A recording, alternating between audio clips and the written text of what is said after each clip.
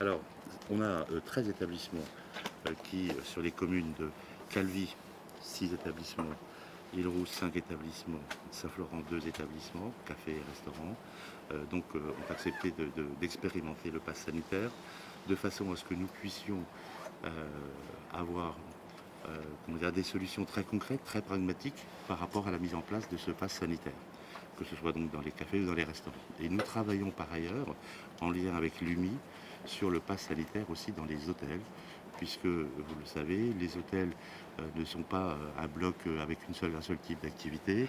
On a des hôtels dans lesquels on a des personnes, notamment sur la plaine orientale, en inclusive, mais le même hôtel peut aussi avoir des chambres en demi-pension ou des chambres de style résidence privée, avec des clientèles différentes qui vont bouger ou ne pas bouger dans la journée.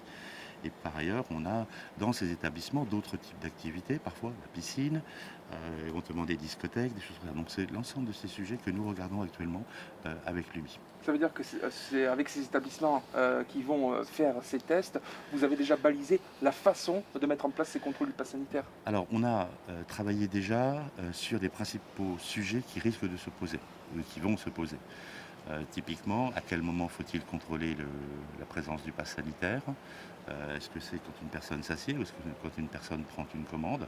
On est sur l'option quand une personne prend une commande, ce qui permet effectivement de ne pas avoir à surveiller en permanence les allées et venues sur des terrasses de café qui bougent en fait toute la journée. Voilà, ça c'est un premier exemple.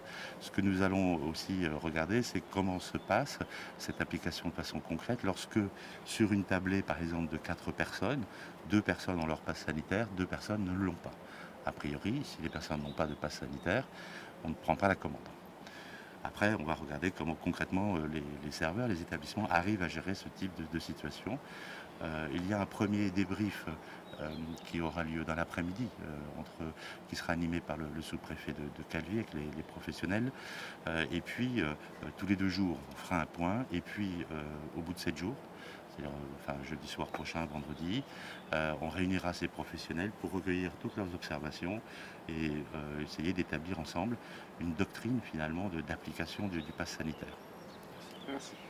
Est-ce qu'on peut juste rapidement revenir sur la raison pour laquelle les mesures qui devaient être annoncées ce matin sont finalement décalées à cet après-midi, s'il vous plaît? Alors, ce matin, on nous a demandé de ne pas prendre à cette heure les mesures qui avaient été envisagées parce que on a, et c'est vrai évidemment, une disparité des mesures au niveau national.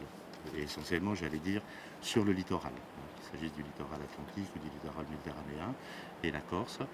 Parce que, au fond, l'idée, c'est de regarder quelle est la place que doit prendre, et on devine évidemment qu'elle est centrale, la place que doit prendre le pass sanitaire par rapport à d'autres contraintes. Et c'est donc l'équilibre des contraintes, mais aussi de la prévention, évidemment, de la prévention de la contamination par le Covid.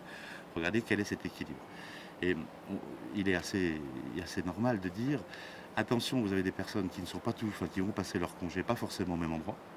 Et donc, pour arriver à s'y retrouver entre les règles applicables à un endroit et à un autre endroit, peut-être faut-il simplifier en affirmant l'importance du pass sanitaire sans déborder trop sur d'autres types de contraintes qui peuvent être imaginées. Et on pense évidemment en particulier au port du masque dans certains espaces extérieurs.